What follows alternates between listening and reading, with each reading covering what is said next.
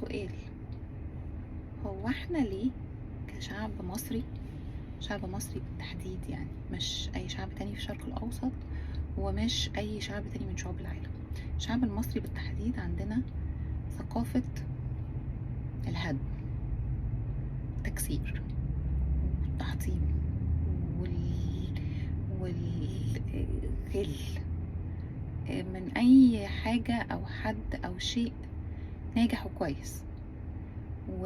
وكمان بنتبنى ثقافة العجل وقع كتر سكاكينه، فأول ما العجل يقع، العجل ده برضو حاجة أو حد أو شيء أو مشروع أو أي حاجة، أول ما بس تبان فيها سنة كده غلط، حاجة بس شفت سنة كده، مفيش حطيناه في دماغنا وهنجيبه.